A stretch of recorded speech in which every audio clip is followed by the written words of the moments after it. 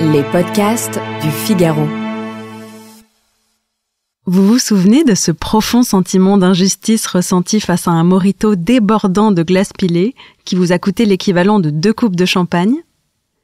Avant de jeter votre verre au visage du serveur et d'écrire au service des fraudes à la consommation, prenez quelques minutes pour enfin comprendre pourquoi diable les barmen mettent-ils autant de glaçons dans nos cocktails. Bonjour à tous et bienvenue dans cet épisode de Parlons Vin, le podcast qui vous dit tout sur ce que vous n'osez jamais demander.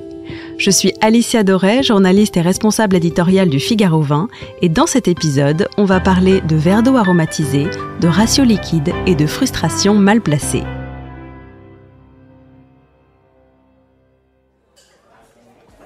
Vous êtes perché au comptoir, le cocktail arrive avec sa robe d'atoll versicolore, vous portez le verre sur les coussinets de vos lèvres, et alors que vous pensiez n'avoir siroté que 3 pauvres gorgées de votre spritz, vous voilà en tête-à-tête avec un petit monticule de glaçons sans goût ni grâce.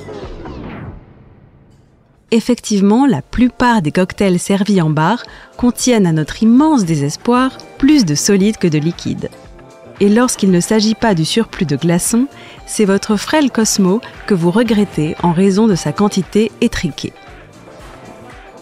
Mais alors, les barmen ne nous donnent-ils pas la sensation de nous faire berner ? Pas du tout. Je vais vous expliquer. En réalité, la glace est l'ingrédient essentiel du cocktail.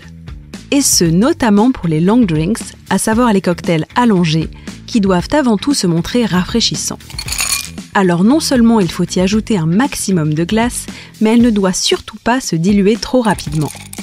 D'où la nécessité d'en mettre un sacré bloc qui va mathématiquement fondre en quelques minutes.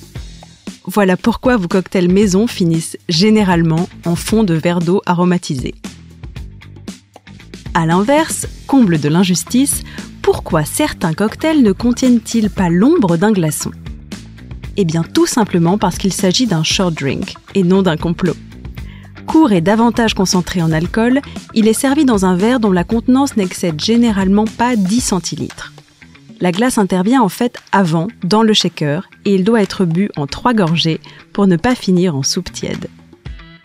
Alors, à défaut de recevoir une giclée de glaçons, le barman appréciera sans doute davantage de votre part quelques euros en guise de pourboire.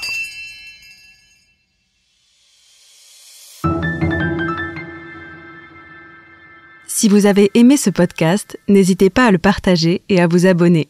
Vous pouvez le retrouver sur le site du Figaro, Apple Podcasts, Deezer, Spotify et toutes les applications.